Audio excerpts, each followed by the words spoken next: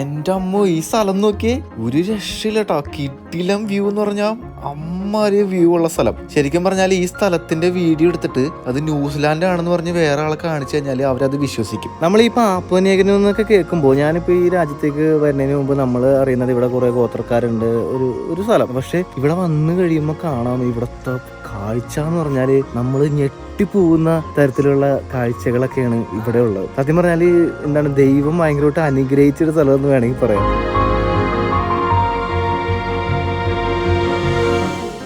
Papua ന്യൂഗിനിയുടെ പുതിയ എപ്പിസോഡിലേക്ക് എല്ലാവർക്കും സ്വാഗതം. നമ്മളിപ്പോൾ നിൽക്കുന്നത് ക്യാപിറ്റൽ സിറ്റിയിൽ നിന്ന് കുറച്ച് ദൂരം മാറിയിട്ട് ഒരു പള്ളിയിലാണ്. ഇത് പള്ളി മേടയാണ്. ഞാൻ ഇന്നലെ ഇവിടെയാണ് താമസിച്ചത്. ഇന്ന് രാവിലെ എനിക്ക് കുറച്ച് തുണിയൊക്കെ ഉണ്ടായത് അലക്കിട്ടു നൈസായിട്ട്. കാരണം ഇനി ഇടാൻ ഡ്രസ്സിലെല്ലാം തീർന്നു. ഇവിടെ ഒരു പട്ടിക്കുട്ടിയുണ്ട്. കുട്ടിയല്ല, ഇവൻ ഭയങ്കര കൊലയായിരുന്നു ഇന്നലെ രാത്രി ഞാൻ വന്നപ്പോൾ. ഇപ്പോൾ പരിചയമായി. ഇവിടെ 3 പട്ടിയുണ്ട്. ഈ കാണുന്നത് പള്ളിയാണ്. പള്ളിയുടെ പുറകെ തന്നെയാണ് ആക്ച്വലി മേട. അച്ഛനൊക്കെ താമസിക്കുന്നത് ഇവിടെയാണ്. ഇതുണ്ട്. അപ്പോൾ രാവിലെ ഇവിടെ കുർബാനയൊക്കെ ഉണ്ടായി. പക്ഷെ ഞാൻ എനിറ്റില്ല, 6 മണിക്കാണ്. ഞാൻ എൻ്റെ 8 മണി കഴിഞ്ഞു. അപ്പോൾ ഇപ്പോൾ സമയം ഒരു 9 മണിയാവുന്നു. നമ്മൾ ഓരോ സ്ഥലങ്ങൾ കാണാൻ വേണ്ടിയിട്ട് ഇറങ്ങാം കേട്ടോ. ഇതാണ് പള്ളി. അടിപൊളിയല്ലേ? ചെറിയൊരു പള്ളിയാണ്. അച്ഛൻ അവിടെയുണ്ട്. അച്ഛനെ വീഡിയോയിൽ കാണിക്കണ്ടെന്നൊക്കെയാണ് അച്ഛൻ പറഞ്ഞത്. നോക്കട്ടെ. അച്ഛാ, വീഡിയോയിലൊന്നും കുഴപ്പമുണ്ടോ? അച്ഛനെ കാണിക്കേണ്ടത്. ഓക്കെ. അപ്പോൾ ഇന്നലെ നമ്മളെ ഡ്രോപ്പ് ചെയ്ത നമ്മുടെ ടോണി ചേട്ടൻ നമ്മുടെ ഒപ്പം ഉണ്ട്. ചേട്ടൻ ആക്ച്വലി ഇവിടുത്തെ സ്കൂളിലെ സാറാണ് കേട്ടോ.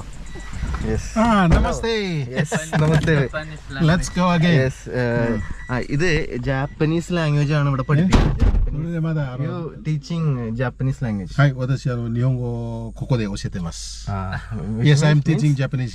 ജാപ്പനീസ് ആണ് ഇപ്പൊ പറഞ്ഞല്ലേ. Okay okay. അതുപോലെ നമ്മുടെ കൂടെ വേറൊരാൾ ഇന്ന് ജോയിൻ ചെയ്യുന്നുണ്ട്. Hi bro, what's your name? Ronnie. Ronnie, okay. Yes, Ronnie നമ്മുടെ കൂടെ വന്ന ആളാണ്. ഓക്കെ. അപ്പോൾ ഇന്നത്തെ പര്യടനം നമ്മൾ ഇവിടെ തുടങ്ങുകയാണ്. ഒരു കുഞ്ഞ പട്ടിക്കുട്ടി വേണോ നോക്കി, കാണുന്ന പോലുമില്ല. ഇതേ സൊഗേരി എന്ന് പറയുന്ന ഒരു വില്ലേജ് ആണ്. നമ്മുടെ പോർട്ട് മൊറസ്ബി സിറ്റിയിൽ നിന്ന് ഒരു എത്ര കിലോമീറ്റർ ആണോ? 45 കിലോമീറ്റർ. ഒരു 1 മണിക്കൂർ ഡ്രൈവ് ചെയ്താൽ നമുക്ക് ഈ ഗ്രാമത്തിൽ വരാം. ഇതൊരു ഹിൽ ഏരിയ ആണ്. നമുക്ക് പോകുന്ന വഴിയിലേക്ക് കാണിച്ചു തരാം. മൊത്തം മലകളും മഞ്ഞും ഫുൾ ടൈം മഴയും. ഇപ്പം ഇന്ന് നല്ല വെയിലാണ്. ആണോ? ഓ, സമുദ്രനിരപ്പിൽ നിന്ന് 750 മീറ്റർ ഉയരത്തിലാണ് ഈ ഒരു സ്ഥലം ഉള്ളത്. ഈ കാണുന്നത് ഇവിടുത്തെ സ്കൂളാണ്. നമ്മുടെ സാറ് ഇവിടെയാണ് പഠിപ്പിക്കുന്നത് കേട്ടോ. സൊഗേരി നാഷണൽ സ്കൂള്. ഓക്കെ, സൊഗേരി നാഷണൽ സ്കൂളാണ് ഈ കാണുന്നത്. ഈ സ്കൂളിലാണ് നമ്മുടെ സാറ് പഠിപ്പിക്കുന്നത്. ഇവിടുത്തെ ജാപ്പനീസ് ടീച്ചറാണ്. ജാപ്പനീസ് ലാംഗ്വേജ് അറിയാം കേട്ടോ. ഇതാണ് പ്രൈമറി സ്കൂള്. നേരത്തെ കണ്ട എലമെന്ററി സ്കൂള്. ഈ വരുന്നത് ഇവിടുത്തെ ബസ് സർവീസ് ആനീസ് എന്ന് പറയുന്ന ഇവിടുത്തെ ലോക്കൽ ബസ്. ഇത് ഒരു പാലമാണ്, പഴയ പാലമാണ് ഈ കാണുന്നത്. നമ്മൾ പോകുന്നത് പുതിയ പാലം. ഓ അത് ശരിയില്ല, ഇവിടെ ലാൻഡ് സ്ലൈഡ് ഉണ്ടായല്ലേ? വെള്ളപ്പൊക്കം ഉണ്ടായി. അപ്പൊ അതിനകത്ത് ഒലിച്ചു പോയതാണ് ആ പഴയ പാലം. അതുപോലെ ഈ സൈഡിൽ കാണുന്നത് അഗ്രോ ടെക്നിക്കൽ സ്കൂൾ. 9ാം ക്ലാസ് തൊട്ട് 12 വരെ കേട്ടോ. 9ാം ക്ലാസ് തൊട്ട് 12 വരെ അഗ്രോ ടെക്നിക്കൽ സ്കൂള്. സെൻട്രൽ പ്രൊവിൻസിലെ കുട്ടികൾ പഠിക്കുന്ന സ്ഥലമാണ്. ഇവിടെ ഒരു ഹോസ്പിറ്റലുണ്ട്. ഇത് ഈ കാണുന്ന ഒരു മാർക്കറ്റാണ്, കുഞ്ഞു മാർക്കറ്റ്, ചെറിയ മാർക്കറ്റ്. ഇതൊക്കെയാണ് ഇവിടുത്തെ കാഴ്ചകൾ. ഇത് പോലീസ് സ്റ്റേഷനാണോ? അത് ജയില്. ഇത് ഈ കാണുന്ന ജയിലാണ്. അത് ശരി, സൊഗേരി പോലീസ് സ്റ്റേഷൻ. ഈ സൊഗേരി എന്ന് പറയുന്ന സ്ഥലത്തിന് ഒരു പ്രത്യേകത ഉണ്ട്. ഒരു പ്രത്യേകത അല്ല, പല പ്രത്യേകതകളുണ്ട്. അതിലൊന്ന്, ഇവിടെ പണ്ട് ഓസ്ട്രേലിയൻസ് ഉണ്ടായിരുന്ന സമയത്ത് അവരുടെ ആർമി ബേസ് ആയിരുന്നു. അവര് അന്നത്തെ കാലത്ത് പണിത റോഡാണ് നമ്മളിപ്പോഴും ഈ കാണുന്നത്. ഒരു കുണ്ടും കുഴിയോ ഒരു സംഭവം ഇല്ല, അല്ല അടിപൊളി കിടിലൻ റോഡ്. മനസ്സിലായി? ഓസ്ട്രേലിയൻസ് പണ്ട് പണിത അതേ റോഡാണ് ഇപ്പോഴും കാണുന്നത്. അവരിപ്പോഴും ഇത് മെയിൻറ്റെയിൻ ചെയ്യുന്നുണ്ട്. അതുപോലെ നമ്മളിപ്പോൾ പോകുന്ന കുറച്ച് സ്ഥലങ്ങളെല്ലാം മെയിൻറ്റെയിൻ ചെയ്യുന്നതെല്ലാം ഓസ്ട്രേലിയൻസ് ആണ്. ഇപ്പോഴും അവർ നോക്കുന്നുണ്ട് അവരുടെ പഴയ ഹിസ്റ്റോറിക്കൽ ആയിട്ടുള്ള സ്ഥലങ്ങൾ. അതുപോലെ വേറൊരു കാര്യമുള്ളത്, പോർട്ട് മൊറസ്ബി എന്ന് പറയുന്ന ക്യാപിറ്റൽ സിറ്റി, പാപ്പുവയുടെ ക്യാപിറ്റൽ സിറ്റിയിലോട്ട് ഈ ഇലക്ട്രിസിറ്റിയും കുടിവെള്ളം അടക്കം എല്ലാ സംവിധാനങ്ങളും പോകുന്നത് ഈ സൊഗേരി എന്ന് പറയുന്ന ഈ ഒരു കൊച്ചു വില്ലേജിൽ നിന്നാണ്.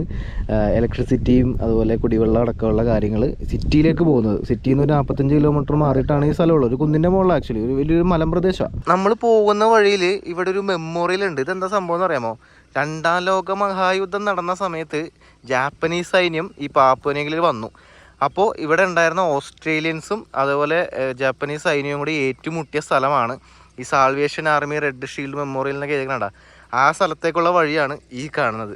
നമുക്ക് പക്ഷേ ഒരാഴ്ചയൊക്കെ നടന്നു പോകാനുള്ള സംഭവങ്ങളുണ്ട് കേട്ടോ കറക്റ്റ് ആ പ്ലേസിൽ എത്തണമെങ്കിൽ. പക്ഷേ നമ്മൾ ഏകദേശം ആ റൂട്ടിലോട്ടാണ് പോകണത്. അപ്പോൾ ഇതുണ്ട് ആ സ്ഥലത്തിന് പറയുന്ന പേരാണ് കൊക്കോഡ ട്രെയിൽ. അപ്പോൾ അതിൻ്റെ ഡീറ്റെയിൽസ് ഒക്കെയാണ് ഇവിടെ എഴുതി വെച്ചിരിക്കുന്നത്. ഇതെനിക്ക് തോന്നുന്നത് ഈ ഭൂപ്രദേശത്തെ മാപ്പാണ്. വേണ്ട മലകളും സംഭവങ്ങളൊക്കെ. ഇതാണ് കൊക്കോഡ. അതെ, Japanese defence position attacked by Australian and American force between 1942-43 കാലഘട്ടത്തിൽ. ഇതാണ് ആ വഴി കേട്ടാ. ശരിക്കും അത് ഏകദേശം ഒരാഴ്ച നടന്നൊക്കെ പോകണ്ടേ ആ കറക്റ്റ് പ്ലേസിലോട്ട്. ട്രക്ക് ചെയ്ത് പോകേണ്ട സ്ഥലമാണ്. അപ്പോൾ അതുകൊണ്ട് നമുക്ക് എന്തായാലും ആ കറക്റ്റ് പ്ലേസ് കാണാനായിട്ട് പറ്റില്ല. അതുപോലെ വേറൊരു പ്രത്യേകത ഉള്ളത്, ഈ സ്ഥലമില്ലേ, അതായത് ഹിസ്റ്റോറിക്കലായിട്ടുള്ള ഓസ്ട്രേലിയയായിട്ട് ബന്ധപ്പെട്ട സ്ഥലങ്ങൾ ഇപ്പോഴും മെയിൻറ്റെയിൻ ചെയ്യുന്നത് അവർ തന്നെയാണ് കേട്ടോ, ഓസ്ട്രേലിയൻസ് തന്നെയാണ്. നമ്മളെ പോകുന്ന വഴിയിൽ റബ്ബർ പ്ലാന്റേഷനൊക്കെ ഉണ്ട് കേട്ടോ. അതൊരു മലേഷ്യൻ കമ്പനി ആയിരുന്നു അത് നോക്കിക്കൊണ്ടിരുന്നത്. പക്ഷേ അവരതൊക്കെ ഇപ്പോൾ ഉപേക്ഷിച്ച് പോയി. ഇപ്പോൾ ഈ ആൾക്കാർ നൈസായിട്ട് ഓരോന്നൊക്കെ വെട്ടിക്കൊണ്ട് പോകണ്ടെന്ന് പറയുന്നുണ്ട്. അപ്പോൾ പണ്ട് ഇവിടെ റബ്ബർ പ്ലാന്റേഷൻ ഉണ്ടായിരുന്ന സ്ഥലമാണ്. ഇത് തെങ്ങ്. ഇവിടെ വന്നിട്ട് ആദ്യം ഇവിടെ തെങ്ങ് ഉണ്ട്. പക്ഷെ ഞാൻ ഇവിടെ വന്നിട്ട് ഇപ്പോഴാണ് തെങ്ങ് കാണുന്നത്. ഹൈലാൻഡ്സിലില്ലല്ലേ? അത് ശരി. അതായത് നമ്മൾ പോയ മൗണ്ട് ഹാഗൻ, ഗൊറോക്ക പോലെയുള്ള സ്ഥലത്ത് ഹൈലാൻഡ് ഏരിയയാണ്. അപ്പോൾ ആ ഭാഗത്തൊന്നും ഈ തെങ്ങ് കാണൂല, അത് കായ്ക്കാത്ത സ്ഥലമാണ്. പക്ഷെ ഇവിടെ ഉണ്ട്. ഇവിടെ നമ്മുടെ നാട്ടിലെ പോലത്തെ ഒരു കാലാവസ്ഥയാണ്, ഒരു ട്രോപ്പിക്കൽ കാലാവസ്ഥയാണ്. അപ്പോൾ അതുകൊണ്ട് ഇവിടെ തെങ്ങൊക്കെ ഉണ്ട് ഈ സ്ഥലത്ത്. നമ്മളെ പോകുന്ന വഴിയിൽ ഇങ്ങനൊരു സംഭവം ഉണ്ട്. ഇവിടെ ഒരു ശവകുടീരം കാണാം. ഇതെന്താ സംഭവം എന്ന് വെച്ചാൽ, ഇവിടെ ഈ 7th ഡേ അഡ്വന്റിസ്റ്റ് എന്ന് പറഞ്ഞിട്ട് ഒരു ഗ്രൂപ്പ് ഉണ്ട്. മീൻസ് അതൊരു ക്രിസ്ത്യൻ സഭയാണ്. അപ്പോൾ അതിൻ്റെ മിഷണറി ആയിട്ട് ബന്ധപ്പെട്ട് ആദ്യം ഈ രാജ്യത്ത് വന്ന ആളുടെ ശവകുടീരമാണ് ഈ കാണുന്നത്. ഇദ്ദേഹത്തിൻ്റെ പേര് ബെന്നി പെന്നി തവോഡി എന്നാണ്. ഇദ്ദേഹം വരുന്നത് ഫിജി എന്നാണ്. ഫിജി എന്ന് പറയുന്നത് ഇവിടെ അടുത്തുള്ളൊരു രാജ്യമുണ്ട്, ഒരു ചെറിയൊരു ഐലൻഡ് രാജ്യമാണ്. നമുക്ക് ഇന്ത്യക്കാർക്കൊക്കെ ഓണറേൽ വിസ കിട്ടുന്ന ഒരു രാജ്യമാണ് ഫിജി. അപ്പോൾ അവിടെ നിന്ന് 1908 അദ്ദേഹം ഈ പാപ്പ ന്യൂഗിനിയിലോട്ട് വരുന്നത്. ഈ രാജ്യത്ത് വന്ന് ഇവിടെ മിഷണറി പ്രവർത്തനങ്ങളും കാര്യങ്ങളൊക്കെ ചെയ്തു. അതിനുശേഷം 1918 ഇദ്ദേഹം മരിക്കുന്നത്. ഈ മരിക്കുന്നത് എങ്ങനെയാന്ന് വെച്ചാൽ പാമ്പിന്റെ കടിയേറ്റിട്ടാണ്. പപ്പൻ ബ്ലാക്ക് എന്ന് പറയുന്ന ഒരു പാമ്പുണ്ട്, ഭയങ്കര വിഷമെന്നാണ് പറയുന്നത്. അപ്പൊ ആ പാമ്പ് കടിച്ചിട്ടാണ് അദ്ദേഹം മരിക്കുന്നത്. ഇത് ഹൈലാൻഡ് ഏരിയയിൽ ഈ പാമ്പുകളില്ല കേട്ടോ. നമ്മൾ പോയ മൗണ്ട് ഹാഗൻ അതുപോലെ ഗൊറോക്ക സൈഡിലൊക്കെ പാമ്പ് കുറവാണ്. അതുപോലെ ഈ 7th ഡേ അഡ്വന്റിസ്റ്റ് എന്ന് പറയുന്ന ഈ ഒരു ക്രിസ്ത്യൻ സഭ, ഇതിന് ഒരുപാട് പ്രത്യേകതയൊക്കെ ഉണ്ട്. അതായത് ഇവർ ഈ സാബത്ത് ആചരിക്കുന്ന ആളുകളാണ്. അതായത് യഹൂദരൊക്കെ 7ാം ദിവസം, അതായത് ശനിയാഴ്ച സാബത്ത് ആചരിക്കുമല്ലോ. അപ്പൊ അതേപോലത്തെ രീതികളുള്ള ഒരു വിഭാഗമാണ് ഈ 7th ഡേ അഡ്വന്റിസ്റ്റ് എന്ന് പറയുന്ന ഈ ഒരു ക്രിസ്ത്യൻ സഭ. നമ്മുടെ അവിടെ ഇത്തരത്തിലുള്ള ആൾക്കാർ കുറവാണെന്ന് എനിക്ക് തോന്നണം കേട്ടോ. അതുപോലെ തന്നെ ഇവിടത്തെ കാഴ്ച നോക്കിയാൽ എന്ത് ഭംഗിയാണ്, പച്ചപ്പ്, ഒരു രക്ഷയില്ലാത്ത വ്യൂ ആണ്. ഇവിടെ ഭയങ്കര വ്യൂ ആണ്, ഒരു രക്ഷയില്ല, കിട്ടില്ല സ്ഥലമാണ്. ആകെയുള്ള പ്രശ്നം എന്ന് പറയുമ്പോൾ നല്ല വെയിലാണ്. നമുക്ക് ന്യൂസിലാൻഡിലൊക്കെ പോലെ അല്ലെങ്കിൽ ഓസ്ട്രേലിയ പോലെ ചെറിയൊരു പണി കിട്ടാൻ സാധ്യതയുണ്ട്. കാരണം ഇവിടെയും UV റേസ് കൂടുതലാണ്. ഇപ്പോൾ ഇവിടെയും ഓസോൺ പാളി ഇല്ലെന്നാണ് തോന്നണം. ഇവിടെ കുറച്ച് നേരം വെയിൽ കൊണ്ടാൽ തന്നെ നമ്മൾ ഭയങ്കരമായിട്ട് കരിവാടിച്ച് സീനായി പോകും. ഞാൻ സൺസ്ക്രീൻ തേച്ചിട്ടുണ്ട്, പക്ഷെ ഒരു കാര്യമില്ല. 50 FPS മുകളിൽ തേക്കണം എന്നാണ് പറയണത്. ഞാൻ എൻ്റെ ചെറിയ 35 കണ്ട. അപ്പം എൻ്റെ ഒന്നാമത് കുറച്ച് നാളുകളായിട്ടുള്ള ട്രാവൽ ആയതുകൊണ്ട് ഫേസൊക്കെ ആകെ വല്ലാണ്ടായിട്ടുണ്ട്. ഭയങ്കരമായിട്ട് ഡ്രൈ ആയി. എന്നെ കണ്ടാൽ തിരിച്ചറിയില്ലെന്ന് തോന്നുന്നത്. ഭയങ്കരമായിട്ട് കരിവാളിച്ച് ഒരു വല്ലാത്ത അവസ്ഥയാണ്. നമുക്ക് ചില സമയത്ത് ഇവിടെയൊക്കെ ഒരു പെയിനൊക്കെ വരും. എനിക്കാണ് ആ വെയിലിൻ്റെ ഒരു എഫക്റ്റാണ്. പയ്യെ വണ്ടിയിലോട്ട് കയറാം, നമുക്കിനി അടുത്ത സ്ഥലത്തേക്ക് പയ്യെ പോവാം. അതുപോലെ നമ്മൾ ഈ പോകുന്ന വഴി എന്ന് പറയുമ്പോൾ ഇത് കണ്ടോ, നല്ല രസമുള്ള വഴിയാണ് കേട്ടോ. മണ്ണ് റോഡാണ്. ഇതൊക്കെ മെയിൻറ്റെയിൻ ചെയ്യുന്നത് ഓസ്ട്രേലിയൻസ് ആണ്. അവർക്ക് അവരുടെ ട്രെക്കിങ് സ്ഥലത്തേക്ക് പോകാനുള്ള വഴിയാണ്. അപ്പോൾ ഇത്തരത്തിലുള്ള നല്ല ഭംഗിയുള്ള വഴി എന്ന് വേണമെങ്കിൽ പറയാമെന്ന് വെച്ചാൽ അപ്പുറം ഇപ്പുറമൊക്കെ ഭയങ്കര രസമുള്ള കാഴ്ചകളാണ്. ഫുള്ള് പച്ചപ്പാണ്. ചില സ്ഥലത്ത് ഈ മണ്ണ് വെട്ടി മാറ്റിയിട്ടുള്ള രീതിയിലുള്ള വഴികളൊക്കെയാണ് നമുക്ക് നോക്കുമ്പോൾ കാണാം. അപ്പോൾ നമ്മുടെ ടോണിച്ചേട്ടനാണ് നമ്മുടെ വണ്ടി പറപ്പിച്ച് ഈ റൂട്ടിൽ കൂടി വിട്ടുകൊണ്ടിരിക്കുന്നത്. നമുക്ക് പല കാഴ്ചകളും കാണിച്ചു തരാൻ വേണ്ടിയിട്ട് നമ്മുടെ അച്ഛനും നമ്മുടെ ടോണിച്ചേട്ടനും അതുപോലെ റോണി എന്ന് പറയുന്ന ഇവിടുത്തെ ലോക്കൽ ആയിട്ടുള്ള ഒരു ചേട്ടനും കൂടി നമ്മുടെ ഒപ്പം ഉണ്ട്. ഇല്ലോലോ ഇല്ലോലോ എന്നാണ് ഈ സ്ഥലത്തിന്റെ പേര്. മെക്ഡൊണാൾഡ്സ് എന്ന് പറയുന്നത് മറ്റേ കമാൻഡറോ ആരോ ആയിരുന്നല്ലേ, അതായത് ഓസ്ട്രേലിയൻ സൈന്യത്തിന്റെ അല്ലേ? ഓസ്ട്രേലിയൻ ആർമി ബേസ് ആയിരുന്നു. അപ്പോൾ അവര് കമാൻഡോസ് ഇതിലെ വന്ന് ജപ്പാനീസുമായിട്ടുള്ള സെക്കൻഡ് വേൾഡ് വാറിൽ ഏറ്റുമുട്ടി ക്രൊക്കോഡൈൽ ട്രാക്ക് എന്ന് പറയുന്ന സ്ഥലത്ത് വെച്ച്. അങ്ങനെ മോർ ദാൻ 10,000 സോൾജേഴ്സ് മരിച്ചിട്ടുണ്ട്. അതിനകത്ത് ഈവൻ ഇന്ത്യൻസ് ഉണ്ട്. വാർ സെമിട്രി ചെല്ലുമ്പോൾ കാണാം അവരുടെ എല്ലാം ഫലകം വെച്ചിട്ടുണ്ട്. അപ്പോൾ അതിൻ്റെ ഓർമ്മ. അപ്പോൾ ഇവിടെ വന്ന് അപ്പോൾ അതിൻ്റെ പിൽഗ്രിമേജുകൾ ഓരോ ഇത് കിടക്കുക. അതിൻ്റെയാണ് ഈ നമ്മൾ പോകുന്ന ഓവൻസ് കോർണർ എന്ന് പറയുന്ന ഒരു കമാൻഡറുടെ പേരിൽ കൊമമറേറ്റ് ചെയ്തിരിക്കുന്ന സ്ഥലമാണ്. അപ്പോൾ ഇതൊരു ഹിസ്റ്റോറിക്കൽ പ്ലേസ് ആണ്. അത് ഇപ്പോഴും ഓസ്ട്രേലിയൻസ് ആണ് ഇത് സംരക്ഷിക്കുന്നത് ഡയറക്റ്റായിട്ട്. അപ്പോൾ അവരുടെ അണ്ടറിലാണ്. പിന്നെ ഓസ്ട്രേലിയൻസ് എപ്പോഴും ഇവിടെ ട്രക്കിങ്ങിനും ബുഷ് വാക്കിനൊക്കെ വരും. അതുകൊണ്ട് ഈ വഴി എപ്പോഴും അവർ മെയിൻറ്റെയിൻ ചെയ്യും. നിറച്ച് റബ്ബർ മരം ഉണ്ട് ഇവിടെ. പണ്ട് മലേഷ്യൻസ് ആയിരുന്നു ഇവിടെ റബ്ബർ നോക്കിക്കൊണ്ടിരുന്നത്, ഈ റബ്ബർ. അപ്പോൾ അവരതൊക്കെ ഉപേക്ഷിച്ച് പോയി. അപ്പോൾ ഈ സ്ഥലത്തിൻ്റെ ഓണേഴ്സ് ഇപ്പോൾ പാപ്പുവ ന്യൂഗിനിയിലുള്ള ഇവിടെയുള്ള ലോക്കൽസാണ്. അപ്പോൾ അവരാണ് ഇതിപ്പോൾ അവരുടെ ആവശ്യത്തിന് നൈസായിട്ട് വെട്ടുന്നു, യൂസ് ചെയ്യുന്നു, അത്രേ ഉള്ളൂ. അല്ലാണ്ട് ഇത് ബിസിനസ്സായിട്ട് ഇപ്പോൾ അങ്ങനെ ഇല്ല. അതുപോലെ സൊഗേരി എന്ന് പറയുന്ന ഈ ഒരു സ്ഥലം ഇപ്പോൾ പൈനാപ്പിളിൻ്റെ പേരിലാണ് അറിയപ്പെടുന്നത്. നേരത്തെ ഇത് റബ്ബർ ഉള്ളതുകൊണ്ട് റബ്ബറിൻ്റെ പേരിൽ അറിയപ്പെടുന്ന ഒരു സ്ഥലമായിരുന്നു. ഇപ്പോൾ ഇത് പൈനാപ്പിളിൻ്റെ പേരിലാണ് അറിയപ്പെടുന്നത് അല്ലേ? ഇഞ്ചിയും പൈനാപ്പിളും. ഇവിടുത്തെ ജിഞ്ചർ ഇവിടെ വളരെ ഫേമസ് ആണ്. ശരി. ഈവൻ ഇവിടുത്തെ പൈനാപ്പിൾ ജ്യൂസിന് ടൗണിൽ ചെല്ലുമ്പോൾ സാധാരണ ജ്യൂസിന് 10 കിനയാണെങ്കിൽ ഇതിന് 15 കിന. വെരി ചെറിയ പൈനാപ്പിൾ, വെരി സ്വീറ്റ്, ഭയങ്കര മധുരമാണ്. അതുകൊണ്ട് റേറ്റും വ്യത്യാസമാണ്. എന്ന് പറഞ്ഞാൽ ഒന്നും മധുരമൊന്നും ചേർക്കണ്ട, പ്യുവറായിട്ട് അവനെ അടിച്ചെടുത്ത് കഴിഞ്ഞാൽ അസൽ മധുരം ചേർത്തു, നല്ല സ്വീറ്റാണ്. കുഞ്ഞ് പൈനാപ്പിൾ പക്ഷേ സൊഗേരി എന്ന് പറഞ്ഞിട്ട് പൈനാപ്പിൾ ജിഞ്ചർ. അപ്പൊ ബോർഡ് വെച്ചിട്ടുണ്ട്, അവിടെ വെച്ചിട്ടുണ്ട് സൊഗേരി പൈനാപ്പിൾ ജ്യൂസ് 15 കിന. ശരി. മറ്റുള്ളത് 10 കിന. അതുപോലെ ഇവിടുത്തെ കൃഷി, ഇവിടെ എനിക്ക് തോന്നുന്നു എന്ത് സാധനവും വിളയുമെന്നാണ് എനിക്ക് തോന്നുന്നത്. നമ്മൾ വരുന്ന വഴിക്ക് റബ്ബർ കണ്ടില്ലേ, റബ്ബർ, പൈനാപ്പിള്, കാപ്പി, ചില ഭാഗത്ത് തേയിലയും കണ്ടായിരുന്നു. അതുപോലെ പച്ചക്കറിയും ഫ്രൂട്ട്സും.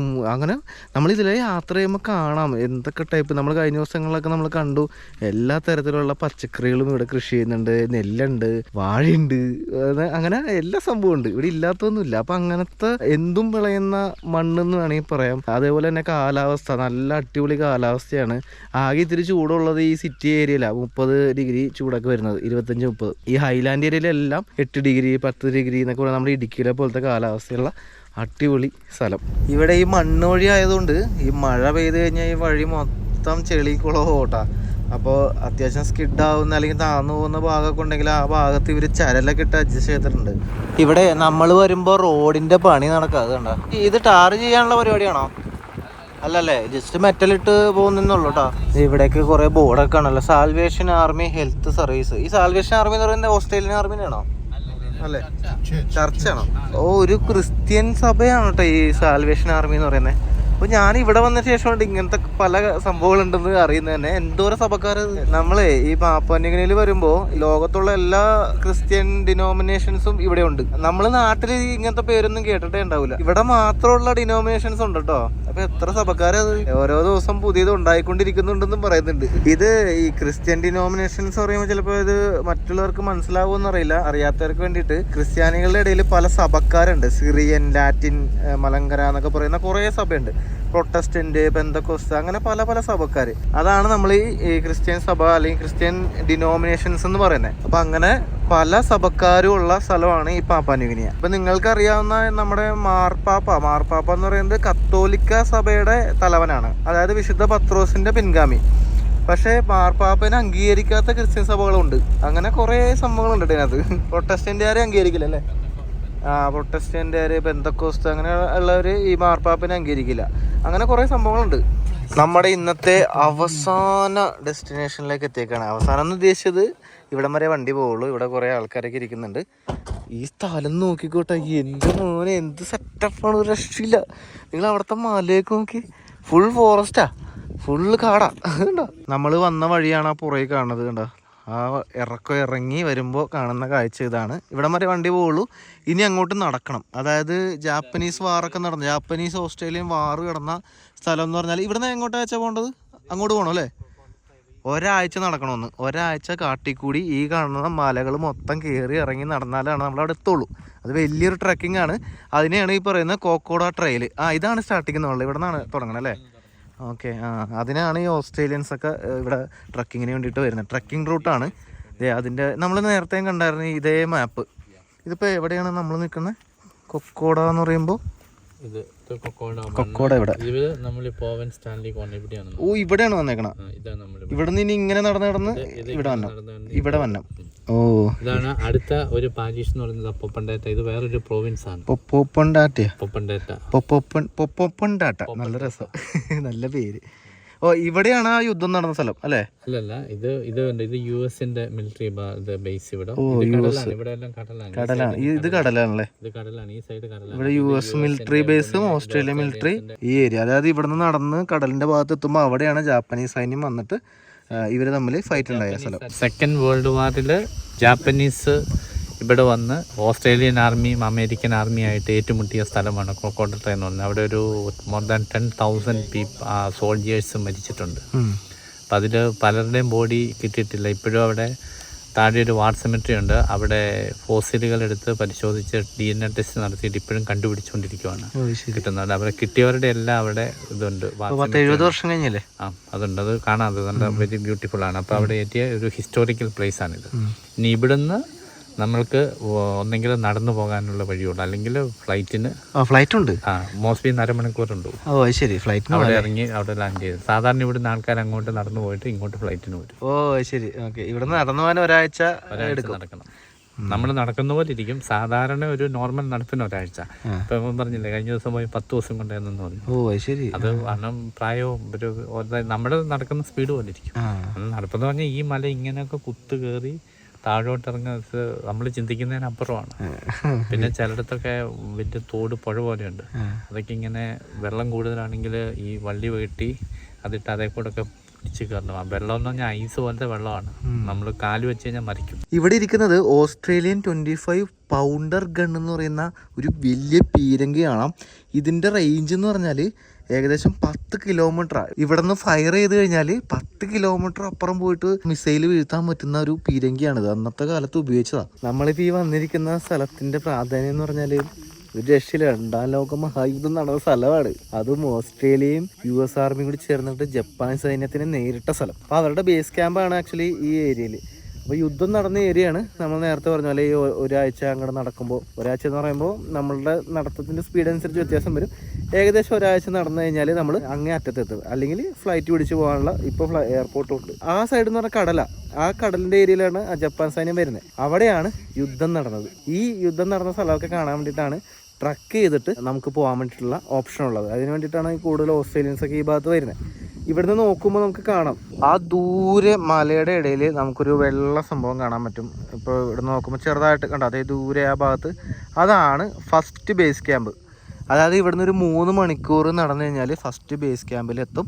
അവിടെ ഒരു ദിവസം താമസിച്ച ശേഷം അടുത്ത ദിവസം അടുത്ത ബേസ് ക്യാമ്പിലോട്ടും. അങ്ങനെയാണ് ഈ ഒരു ട്രക്കിങ്ങിൻ്റെ റൂട്ട്. അപ്പോൾ ഇവിടെ നിന്നാണ് ആ യാത്രയുടെ തുടക്കം.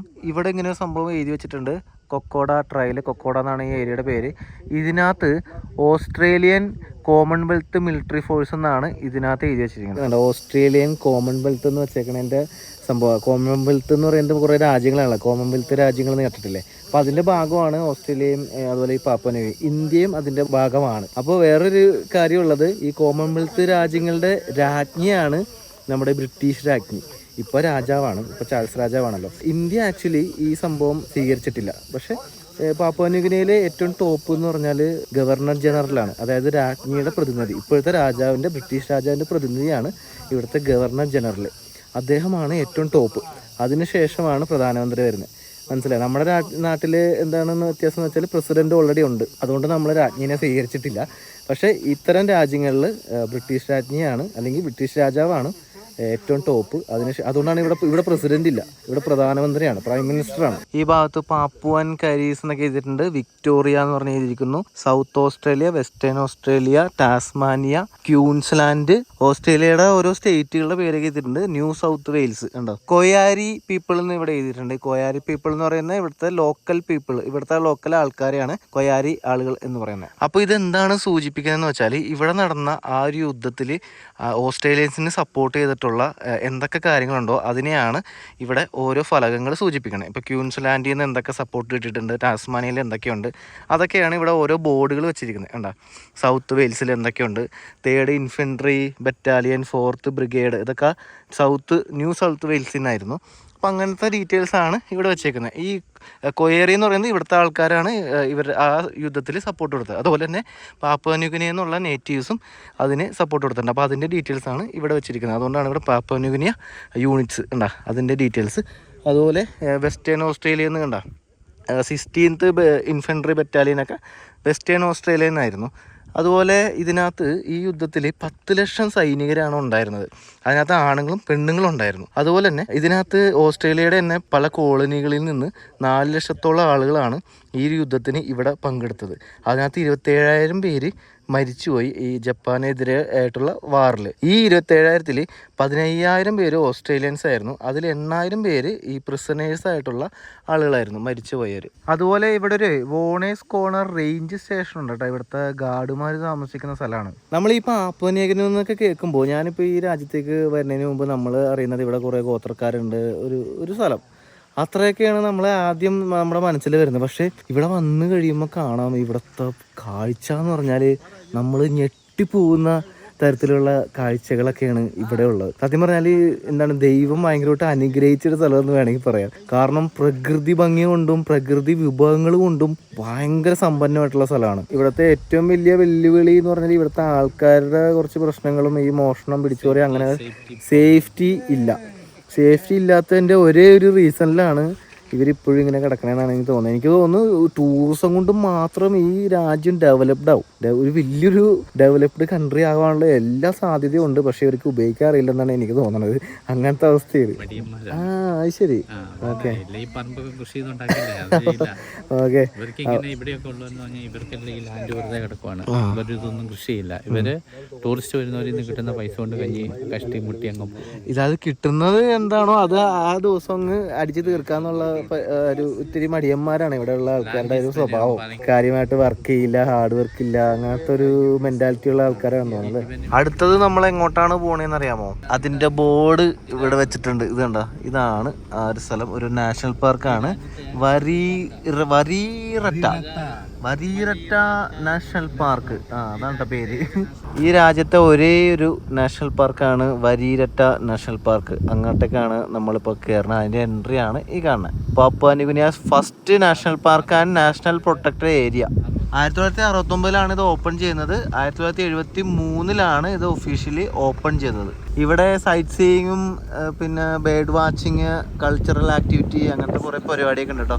ഇതാണ് നമ്മൾ പോകുന്ന വഴിയിൽ ചെറിയൊരു നദിയല്ല, അരുവി എന്ന് വേണമെങ്കിൽ പറയാം. അതിൻ്റെ മുകളിൽ കൂടിയാണ് ഈ കോൺക്രീറ്റ് പാലം ഉള്ളത്.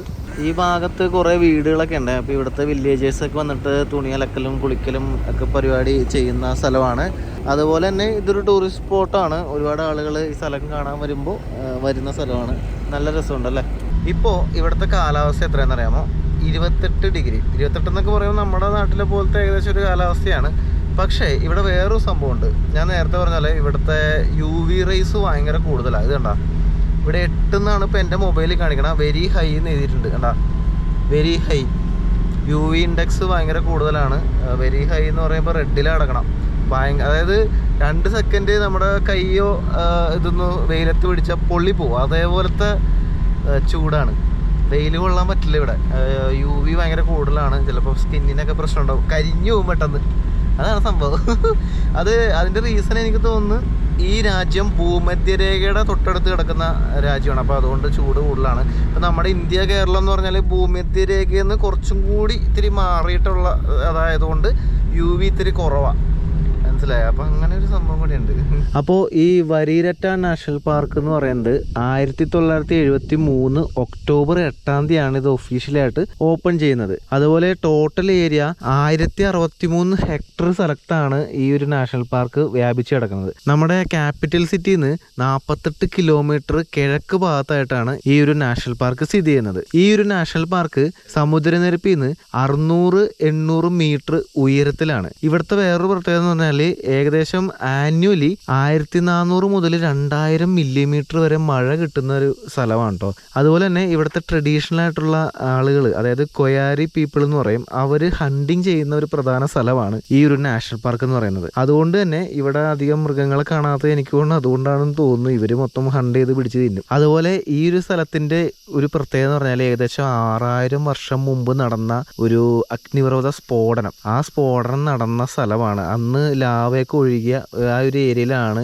ഈ ഒരു പ്രദേശം മുഴുവനും ഉള്ളത്. അതുപോലെ തന്നെ ഇവിടെ ഒരുപാട് ആനിമൽസിന്റെ കാര്യം നമ്മൾ പറഞ്ഞു. ഇവിടെ പ്രധാനമായിട്ട് റുസ എന്ന് പറയുന്ന ഒരു ടൈപ്പ് മാനിനെ നമുക്ക് കാണാൻ പറ്റും. അതുപോലെ പല തരത്തിലുള്ള സ്പീഷീസിലുള്ള പക്ഷികളെ നമുക്ക് കാണാൻ പറ്റും. അതിനകത്ത് ഒന്നാണ് നമ്മുടെ കസോവരി, നമ്മുടെ ഒട്ടകപക്ഷിനെ പോലത്തെ ഒരു കസോവരി എന്നൊക്കെ പറയുന്ന പക്ഷികൾ ഇവിടെ ഉണ്ട്. പിന്നെ ചിത്രശലഭങ്ങളും പിന്നെ നല്ല വിഷമുള്ള പാമ്പുകളും ഒക്കെയുള്ള സ്ഥലമാണ് ഈ ഒരു നാഷണൽ പാർക്ക്. ഈ ഒരു നാഷണൽ പാർക്ക് സാറ്റർഡേയും സൺഡേ ആണെങ്കിൽ രാവിലെ 6 മണി മുതൽ വൈകിട്ട് 6 6 മണി വരെ ഓപ്പൺ ആയിരിക്കും. മൺഡേ ടു ഫ്രൈഡേ രാവിലെ 8 മണി മുതൽ 5 മണി വരെ ഓപ്പൺ ആയിരിക്കും കേട്ടോ. ഇവിടെ ഒരു ബോർഡുണ്ട്, വെൽക്കം ടു വരീരട്ട നാഷണൽ പാർക്ക്. ഈ രാജ്യത്തെ ഒരേ ഒരു നാഷണൽ പാർക്കിലേക്ക് ആക്ച്വലി എൻട്രി ഇവിടെ നിന്നാണ് സ്റ്റാർട്ട് ചെയ്യുന്നത്. കണ്ടാ, നേരത്തെ വന്ന ഭാഗം എന്ന് പറഞ്ഞാൽ അതിൻ്റെ ഭാഗം തന്നെയാണെങ്കിലും ഇവിടെ നിന്നാണ് ഒഫീഷ്യലി സ്റ്റാർട്ട് ചെയ്യുന്നത്. ഒരു വലിയൊരു ഫലകമൊക്കെ ഉണ്ട് കണ്ടോ. അപ്പോൾ നമ്മൾ കുറച്ചങ്ങ് ഉള്ളിലോട്ട് പോവാണ്. ഇവിടെ ഒരു ഗേറ്റ് ഉണ്ട്, ഇവിടെ എൻട്രൻസ് ഫീ ഉണ്ട്. നമ്മൾ ഫോറിനർ ആയതുകൊണ്ട് 10 ഗിനയും ലോക്കലാണെങ്കിൽ 5 ഗിന അങ്ങനെയാണ് റേറ്റ് ചെയ്തേക്കണം കേട്ടോ. അപ്പോൾ നമ്മൾ ഫീസൊക്കെ കൊടുത്ത ശേഷം നമ്മളകത്തോട്ട് കയറി. ഇവിടെ പല സ്ഥലത്തും ബോർഡൊക്കെ വെച്ചിട്ടുണ്ട്, ചെറിയൊരു അങ്ങോട്ടും ഇങ്ങോട്ടൊക്കെ പോവാന്നൊക്കെ പറഞ്ഞിട്ട്. ഇതേ വൺ വേ ഇൻ പോർട്ട് മോറിസ്ബി വേ ഔട്ടോ അങ്ങനെയൊക്കെ എഴുതി വെച്ചിട്ടുണ്ട്. പല സ്ഥലത്തോട്ട് ഉള്ളിലോട്ട് ട്രാക്കുകളുണ്ട്, നമുക്ക് ആണെങ്കിൽ അങ്ങനെയൊക്കെ നടക്കാനുള്ള സൗകര്യങ്ങളുണ്ട്. അപ്പോൾ 45 മിനിറ്റ് ഉണ്ട്, 30 മിനിറ്റ് ഉണ്ട് എന്നൊക്കെ പറഞ്ഞിട്ട് എഴുതി വെച്ചിട്ടുണ്ട്.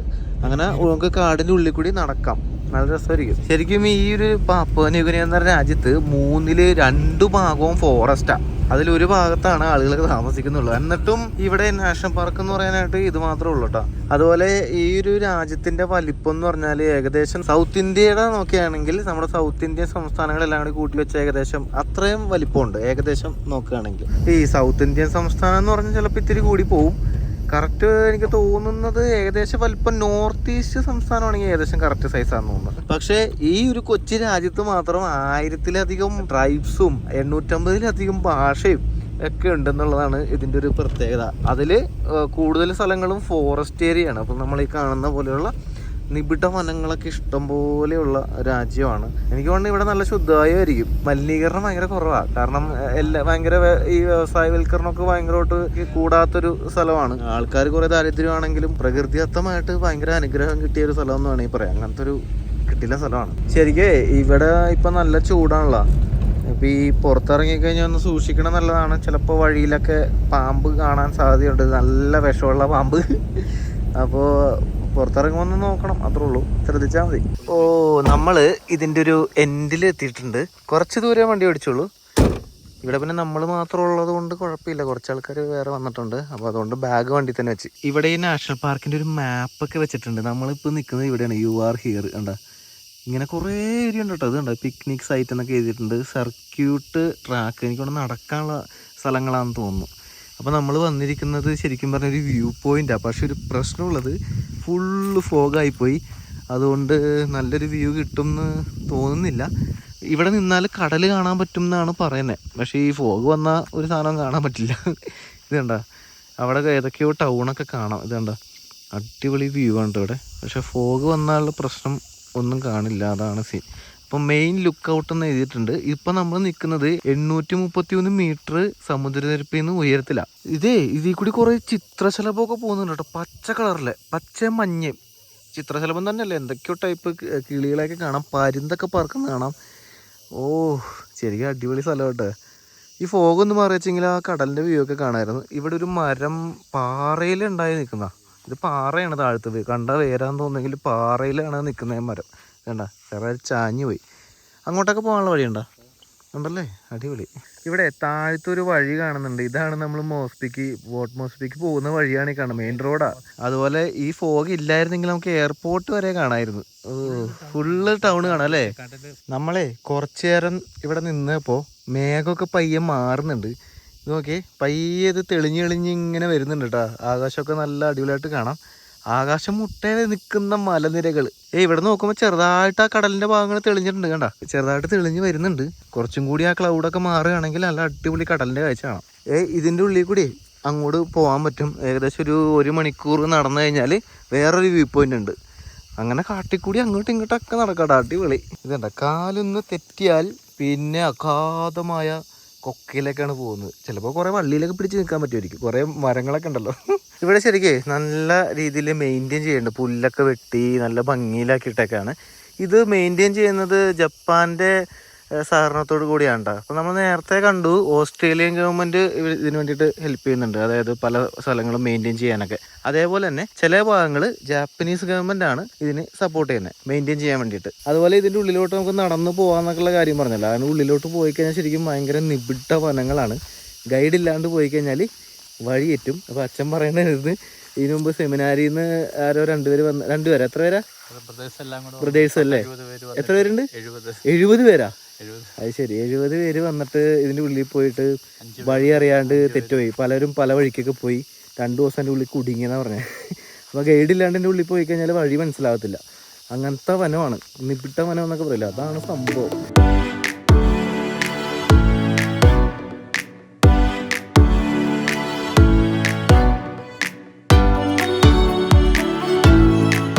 ഇവിടെ ഒരു ഇൻഫർമേഷൻ സെൻ്റർ ഉണ്ട്. അപ്പോൾ ഇവിടെ കുറേ രൂപങ്ങൾ ഇരിക്കുന്നത് കാണാം.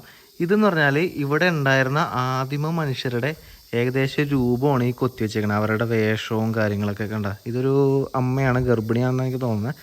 ഇതൊരു പുരുഷൻ്റെ പ്രതിമയാണ്. ഇവിടെ കണ്ട എൻ്റെ മോൻ ഇങ്ങനത്തെ രീതിയിലൊക്കെ, ഇത് ഒരു ലേഡിയാണ്. ഓ കണ്ട, ഇങ്ങനത്തെ രീതിയായിരുന്നു ഇവിടെ ഉണ്ടായിരുന്ന, അതായത് ഈ പ്രദേശത്തുണ്ടായിരുന്ന ആദിമ മനുഷ്യർ. ഇതാണ് കസോവരി എന്ന് പറയുന്ന ആ ഒരു പക്ഷി. ഇതിനെ നമ്മൾ തായ്ലാൻഡ് പോകുമ്പോൾ കണ്ടിട്ടുണ്ട്. ഇതിൻ്റെ ഒരു ചവിട്ടി കിട്ടിയ ആൾ ഉടനെ ചാവും. അത്രയും പവർഫുള്ളായിട്ടുള്ള കാലാണ്. ആ കാല് വെച്ചിട്ട് ചവിട്ടി കഴിഞ്ഞാൽ മനുഷ്യൻ ചത്തു എന്നാണ് പറയുന്നത്. അപ്പോൾ ഇതാണ് കസോവരി. കസോവരിയുടെ മറ്റേ പൂടയാണ് ഇവർ തലയിലൊക്കെ ഉപയോഗിക്കുന്നത് കേട്ടോ, പല ഗോത്രക്കാരും. നമ്മൾ അവിടുത്തെ കാഴ്ചയൊക്കെ കഴിഞ്ഞിട്ട് തിരിച്ചിറങ്ങാണ്. ഈ തിരിച്ചിറങ്ങുമ്പോൾ നമുക്ക് കാണാം, അതായത് ഞാനിപ്പോൾ നിൽക്കുന്നുണ്ടോ, ഇതൊക്കെ പണ്ട് വന്ന ലാവയാണ്. ലാവയില്ലേ, നമ്മൾ ഈ വരുന്ന വഴി മൊത്തം ഇങ്ങനത്തെ പാറകൾ കാണാം. അതായത് 6000-ഓളം വർഷങ്ങൾക്ക് മുമ്പ് അഗ്നിപർവ്വതം പൊട്ടിത്തെറിച്ച ആ ഒരു ലാവ ഒഴുകിയ സ്ഥലമാണ്. അതാണ് ഈ കറുത്തിരിക്കുന്നത് കണ്ട. ശരിക്കും ഈ കോൺക്രീറ്റ് മിക്സ് ചെയ്ത പോലെ ഉണ്ട്. ചെറിയ ചെറിയ പാറക്കഷ്ണങ്ങളും ഒക്കെ, ഭയങ്കര ഡാർക്ക് സംഭവം, കറുത്ത പാറകൾ. പിന്നെ ഒരുപാട് നൂറ്റാണ്ടുകൾ ശേഷം ഇവിടെ ഈ പച്ചപ്പ് വന്നു, മരങ്ങൾ വന്നു. അതുകൊണ്ട് ഇതിന്റെ ഇടയിൽ കാണുന്നില്ലെന്നേ ഉള്ളൂ. പക്ഷെ നമുക്ക് പുറത്തേക്ക് തള്ളിയേക്കുന്ന പാറകള് കറുത്ത പാറകള്, അന്ന് ഒഴുകിയ ലാവയാണിത്. ആ ലാവ ഒഴുകി ഉറഞ്ഞത് നമുക്ക് ഇങ്ങനെ പോകുന്ന വഴിക്ക് മൊത്തം കാണാട്ടോ. ഒരു സംഭവം ഉണ്ടേ, സ്മെല്ലുണ്ട്. ആ ഭയങ്കര മണം. ഞാൻ നേരത്തെ പറഞ്ഞില്ലേ വഴിയിൽ പാമ്പ് കാണുമെന്ന്, ദേ കിടക്കണം. പക്ഷെ എനിക്ക് തോന്നുന്നു വണ്ടി കയറി ചത്താന്ന് തോന്നുന്നു. എന്ത് പാമ്പാണെന്ന് അറിഞ്ഞൂടാ, ചത്ത് കിടക്കാൻ ഭയങ്കര മണം കേട്ടോ. അയ്യോ, ഇത് 2 ഉണ്ടല്ലോ, 2 സ്നേക്ക്. ഇത് 2 പാമ്പുണ്ട്. ഇത് ഇണയറുമ്പോ വണ്ടി കയറിയതാണെന്ന് തോന്നുന്നു. നല്ല നീളമുണ്ട്. എൻ്റെ പൊന്ന്, മൊത്തം ഈച്ചയൊക്കെ വന്നിട്ട് ആകെ സീനായിട്ടിരിക്കുകയാണ് ഈ വഴിയിൽ. അപ്പോൾ കണ്ടോ, ഇവിടെ നിറച്ച് പാമ്പുള്ള സ്ഥലമാണ്. വണ്ടി കയറി ചത്തേക്കണ. ഇവിടെ നിൽക്കണ്ട, ഈ പുല്ലിൻ്റെ ഇടയിലേക്ക് ആണ് പുല്ല്. 2 പാമ്പുണ്ടല്ലോ. തല്ലിക്കൊല്ലുന്നാണോ? ഓ ശരി, തല്ലിക്കൊന്നാന്ന് പറയുന്നുണ്ട്. 2 ഉണ്ട്. നമ്മൾ ഇപ്പൊ പോകുന്നത് ഇവിടുത്തെ ഒരു ഡാം കാണാൻ വേണ്ടിയിട്ടാണ്. ആ ഡാമിൽ നിന്നാണ് കറണ്ടും സംഭവങ്ങളൊക്കെ ഉണ്ടാക്കുന്നത്. വേറൊരു കാര്യം, നമ്മൾ പോകുന്ന വഴിയിലെ കാഴ്ചയാണ് ഈ കാണുന്നത്. ഒരു രക്ഷയിലിട്ടാ.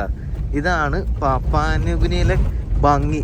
ഇത് കണ്ട, നല്ല അടിപൊളി ആകാശവും പച്ചപ്പും മലനിരകളും. പോകുന്ന വഴിയിൽ വണ്ടി ഒന്ന് നിർത്തി. ഇവിടെ പൈനാപ്പിൾ കൃഷിയുണ്ട്. ഒരു ജർമ്മൻകാരൻ്റെ ആണെന്നാണ് പറഞ്ഞത്, നോക്കട്ടെ. ഓ അതായത് ഇപ്പൊ ഇല്ല സംഭവം, നേരത്തെ ഉണ്ടായിരുന്നു. അതായത് ഈ കാണുന്ന ഏരിയ ഫുള്ള് പൈനാപ്പിൾ കൃഷി ചെയ്യുന്ന സ്ഥലമാണ്, ഇതിന്റെ താഴ്ത്തോട്ടും. പക്ഷെ ഇപ്പൊ ഒന്നുമില്ല, എല്ലാം വിളവെടുത്ത് പോയെന്ന് തോന്നുന്നു. എൻ്റെ അമ്മ, ഈ സ്ഥലം നോക്കിയേ, ഒരു രക്ഷയില്ല കേട്ടോ. കിടിലം വ്യൂ എന്ന് പറഞ്ഞാൽ അമ്മാതിരി വ്യൂ ഉള്ള സ്ഥലം. ശരിക്കും പറഞ്ഞാൽ ഈ സ്ഥലത്തിന്റെ വീഡിയോ എടുത്തിട്ട് അത് ന്യൂസിലാൻഡ് ആണെന്ന് പറഞ്ഞ് വേറെ ആളെ കാണിച്ചു കഴിഞ്ഞാൽ അവരത് വിശ്വസിക്കും. കാരണം നമ്മൾ ന്യൂസിലാൻഡ് പോയിട്ടുള്ളതാണ്. ശരിക്കും ന്യൂസിലാൻഡ് പോലെ തന്നെയുണ്ട് ഈ സ്ഥലം കണ്ടിട്ട്. ഭയങ്കര ഭംഗിയും നല്ല നീലാകാശവും പച്ചപ്പായിട്ട് കിടക്കണം, ഒരു രക്ഷയില്ലട്ടാ. എനിക്ക് തോന്നുന്നത് ഈ ന്യൂസിലാൻഡിൻ്റെ ഒക്കെ അടുത്ത് കിടക്കുന്നത് കൊണ്ട് ആയിരിക്കും ഇതേപോലത്തെ അടിപൊളി സ്ഥലമൊക്കെ ഉള്ളതെന്ന് തോന്നുന്നത്. പക്ഷെ വേറൊരു കാര്യമുണ്ട്, ന്യൂസിലാൻഡിൻ്റെ അടുത്തെന്ന് പറഞ്ഞാൽ എനിക്ക് തോന്നുന്നു ഒരു 6-7 മണിക്കൂർ ഫ്ലൈറ്റിൽ യാത്ര ചെയ്യേണ്ടി വരും. അത്രയും ദൂരമുണ്ട്, തൊട്ടടുത്തൊന്നുമല്ല. പക്ഷെ എന്നാലും കറക്റ്റ് ഇത് ന്യൂസിലാൻഡ് പോലെ തന്നെയുണ്ട്. കാരണം നമ്മൾ ഈ ന്യൂസിലാൻഡ് ഈ അടുത്ത് പോയതുകൊണ്ടാണ് നമുക്ക് ആ ഒരു അതേപോലെ തന്നെ തോന്നുന്നു. എന്തായാലും അടിപൊളി കാഴ്ചകളാണ്. നമ്മൾ കുറച്ചങ്ങ് പോയി കഴിഞ്ഞപ്പോൾ റോഡിൻ്റെ അവസ്ഥയൊക്കെ പറഞ്ഞത് ഇങ്ങനെയുണ്ട്, നല്ല റെഡിഷ് കളറായിട്ടിരിക്കണം. ഇവിടെ നല്ല മഴ പെയ്യുന്ന സ്ഥലമൊക്കെ ആണല്ലോ. അപ്പോൾ ഈ മഴ പെയ്ത് കഴിഞ്ഞാൽ ഇവിടെ ആകെ ചെളിക്കൊളാവാൻ സാധ്യതയുണ്ട്, നമുക്ക് പോകാനൊക്കെ ബുദ്ധിമുട്ടാവാൻ സാധ്യതയുണ്ട്. കാരണം അങ്ങനത്തെ റോഡാണ്. പക്ഷെ ഭാഗ്യത്തിന് നമുക്ക് ഇന്ന് നല്ല ക്ലൈമറ്റാണ്, അതുകൊണ്ട് ഇങ്ങനത്തെ കിടിലം കാഴ്ചയൊക്കെ കാണാൻ പറ്റി. വെള്ളമൊക്കെ കണ്ടു തുടങ്ങിയിട്ടുണ്ട്. ഇവിടെ എനിക്ക് തോന്നുന്നേ ഇത് കടകളാണല്ലോ, സാധനങ്ങളൊക്കെ വിൽക്കുന്ന. ഇപ്പം ആരുമില്ല. ഇതുണ്ട്, ഇതൊക്കെ ഡാമിന്റെ ഭാഗം തന്നെയായിട്ടുള്ള വെള്ളമുണ്ട് കിടക്കണ, റിസർവോയറിന്റെ ഭാഗമാണ്. ഇവിടെ എന്തോ ഒരു പ്രോജക്റ്റ് ഉണ്ടല്ലോ, initiative of Papua new guinea tourism promotion authority എന്നൊക്കെ പറഞ്ഞിട്ടുണ്ട്. ഓ ഇത് കണ്ടാ മോനെ, ഇത് നമ്മൾ കാണുന്ന പോലെ കേട്ടോ, ചെറിയൊരു ഭാഗം മാത്രമാണ് നമ്മളിപ്പോ കാണുന്നത്. ഇത് വലിയ ഡാമാ, വലിയ ഡാമിന്റെ റിസർവറാ. അപ്പൊ ഇതാണ് സിറിനിമു എന്ന് പറയുന്ന പാപ്പാ ന്യൂ ഗിനിയിലെ ഡാം. ഈ ഡാമിൽ നിന്നാണ് ഈ സിറ്റിയിലേക്ക്, അതായത് പ്രധാനമായിട്ട് ഈ പാപ്പാനിയുടെ ക്യാപിറ്റൽ പോർട്ട് മൊറിസ്ബേ ആണ്. അപ്പോൾ ഈ പോർട്ട് മൊറിസ്ബേ ഭാഗത്തോട്ട് ഇലക്ട്രിസിറ്റി ആയിക്കോട്ടെ കുടിവെള്ളം ആയിക്കോട്ടെ എല്ലാം പോകുന്നത് ഈ ഡാമിൽ നിന്നാണ്. ഇവിടെ ഒരു ഹൈഡ്രോ ഇലക്ട്രിക് പവർ പ്രോജക്റ്റ് വന്നത് 1963-ലാണ്. സർ റോബർട്ട് മെൻസിസ് എന്ന് പറയുന്ന അന്നത്തെ ഓസ്ട്രേലിയൻ പ്രൈം മിനിസ്റ്റർ 1963 സെപ്റ്റംബർ 7 ഇത് ഉദ്ഘാടനം ചെയ്തേക്കണം കേട്ടോ. സിറിനുമു എന്നാണ് ഈ ഡാമിന്റെ പേര്. അതുപോലെ തന്നെ ഈ ഡാം ഉണ്ടാക്കിയിരിക്കുന്നത് ലലോക്കി എന്ന് പറയുന്ന ഒരു നദിയുണ്ട്. ആ നദിക്ക് കുറുകെയാണ് ഈ ഡാം നിർമ്മിച്ചിരിക്കുന്നത്. ഡാമിൽ ശേഖരിച്ച വെള്ളം അതിന്റെ ആവശ്യത്തിനനുസരിച്ച് തുറന്നു വിടുന്നതാണ് ഈ കാണുന്നത്. കണ്ടാ, ഇതിന്റെ എല്ലാ വാൾവും തുറന്നിട്ടില്ല, കുറച്ച് മാത്രമേ ഉള്ളൂ. കണ്ടാ, 4-5 വാൾവ് മാത്രമേ തുറന്നിട്ടുള്ളൂ, ബാക്കിയെല്ലാം ക്ലോസ് ചെയ്ത് വെച്ചേക്കാം. താഴെ ഭാഗത്തോട്ട് ഇറങ്ങാൻ ഒരു സ്റ്റെപ്പ് ഉണ്ടായിരുന്നു. ഞാൻ ജസ്റ്റ് ഒന്ന് ഇറങ്ങിയപ്പോൾ ഈ ഭാഗത്തെ കാഴ്ച കണ്ടാ, ഇവിടെ ഇങ്ങനെ പൈപ്പ് ഇട്ട് കൊടുത്തേക്കാം. അത് കണ്ടാ, ആ പൈപ്പാണ് നമ്മൾ നേരത്തെ കണ്ടത്. അത് കൊള്ളാലോ. എനിക്ക് വേണം ജസ്റ്റ് വെച്ച് കൊടുത്തിട്ടുണ്ടാവുള്ളൂ എന്ന് തോന്നുന്നു. അതിന്റെ ഫോഴ്സിൽ അങ്ങ് ഒഴുകി പോകുന്ന കണ്ട ആ വാൽവ് തുറക്കണനുസരിച്ച്. ഇതിന്റെ മെക്കാനിസം എങ്ങനെയാണെന്ന് അറിയാമോ? ഇവിടെ കുറെ പൈപ്പുകൾ കണ്ടോ നിങ്ങൾ? ഈ പൈപ്പുകൾ കണക്ട് ചെയ്തേക്കണത് ഇങ്ങോട്ടൊക്കെ. ഇവിടെ ഒരു റൂം പോലെ കണ്ടോ, ഒരു നീലയും വെള്ളം പെയിന്റ് അടിച്ചത്. എന്താ സംഭവം എന്നറിയാമോ? ഇതിനകത്ത് എയർ പ്രഷറാണ്. അതായത് ഈ ഡാമിലെ വെള്ളം നിറയുന്നതനുസരിച്ച് ഇതിന്റെ പ്രഷർ കൊണ്ട്, ഇതിനകത്തുള്ള വായുവിന്റെ സമ്മർദ്ദം കൊണ്ടാണ് ഇപ്പൊ കാണുന്ന ആ വാൾവിൽ നിന്ന് വെള്ളം ഓട്ടോമാറ്റിക് ആയിട്ട് പോകുന്നത്. അങ്ങനത്തെ സംവിധാനമാണ് ഇവിടെ. നൈസാണല്ലോ. അതുപോലെ ഇവിടുന്ന് നോക്കുമ്പോൾ കുറെ വീടുകളൊക്കെ കാണാം. ഇതിന്റെ ഉള്ളില് ആളുകൾ താമസിക്കുന്നുണ്ട്, വില്ലേജ് ഒക്കെ ഉണ്ട്. ഈ പാപ്പാന്യൂഗിനിയിൽ കറണ്ട് ഉണ്ടാക്കുന്ന ഒരേ ഒരു കമ്പനിയാണ് PNG പവർ ലിമിറ്റഡ്. അതായത് നമ്മുടെ KSEB എന്ന് പറയുന്നത് എങ്ങനെയാണോ അതാണ് പാപ്പാന്യൂഗിനിയിലെ PNG പവർ. പൊള്ളിട്ട് പാടില്ല. ഏതെങ്കിലും ഒരു ഭാഗം എക്സ്പോസ് ആയി കഴിഞ്ഞാൽ ഒരു ജസ്റ്റ് സെക്കൻഡ് മതി, ഭയങ്കരമായിട്ട് പൊള്ളും. രക്ഷയില്ല, ഭയങ്കര UV റേസ് ആണ് ഇവിടെ. ഇവിടെ ഒരു പാലം പോലെ കണ്ടോ? ഇത് ആക്ച്വലി പാലമല്ല, ഈ ഡാമിലെ വെള്ളം തടഞ്ഞു നിർത്തിയേക്കുന്നതാണ്. ഇത് കോൺക്രീറ്റ് പോലെയൊക്കെ തോന്നുമെങ്കിലും അങ്ങനെയല്ല, ഇത് ഇരുമ്പാണ്. ഇത് കണ്ടോ, ഇരുമ്പിന്റെ ഷീൽഡാണ്. അതൊക്കെ സ്ക്രൂ ഒക്കെ ഇട്ട് ടൈറ്റ് ചെയ്ത് വെച്ചിട്ടുണ്ട്. അങ്ങനെ കിടക്കണ്ട ആ ഒരു ഇതിന്റെ റിസർവോയർ. ഈ പാറയൊക്കെ കണ്ട, ഇതൊക്കെ പണ്ട് ഒഴുകിയ ലാവയാണ് ഈ കണ്ട. ഇത് കണ്ട, എത്ര നൂറ്റാണ്ട് മുമ്പ് സംഭവിച്ച കാര്യമാണല്ലേ. ഈ പ്രദേശം മൊത്തം നിങ്ങൾക്ക് അവിടെയൊക്കെ നോക്കുമ്പോൾ ഈ പാറകളൊക്കെ കാണാം. ഇത് മൊത്തം ഇങ്ങനെ ഉണ്ടായതാ. എന്താണല്ലേ, ഈ ഭൂമിയൊക്കെ ഉണ്ടാകുന്നതിന്റെ ഭാഗമായിട്ട് വലിയ പൊട്ടിത്തെറികളും അഗ്നിപർവ്വത സ്ഫോടനങ്ങളൊക്കെ ഉണ്ടായില്ലേ, അതേപോലത്തെ സംഭവങ്ങൾ ഉണ്ടായ സ്ഥലമാണ്. അങ്ങനെയാണ് ഈ കാണുന്ന പ്രദേശം മൊത്തം ഉണ്ടായത്. ഇവിടെ നല്ല കാറ്റാണ് കേട്ടോ, രക്ഷയില്ല. ഇവിടെ ഒരു ബെഞ്ചൊക്കെ ഇട്ടിട്ടുണ്ട്, നമുക്ക് വന്നിരിക്കാനുള്ള സൗകര്യങ്ങളൊക്കെ ഉണ്ട്. ഇവിടെ ടൂറിസ്റ്റുകളൊക്കെ നോർമലി വരുന്ന സ്ഥലമാണ്.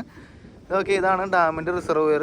ഇത് അങ്ങോട്ടും ഇങ്ങോട്ടൊക്കെ ബ്രാഞ്ചസ് ഇങ്ങനെ പോയിട്ടുണ്ടാവേ. നമ്മൾ ഈ കാണുന്ന മാത്രമല്ല, വലിയ ഡാമാണിത്. ഈ ഡാമിന്റെ റിസർവോയറിൽ കൂടി ബോട്ടിംഗ് ഒക്കെ ഉണ്ട്.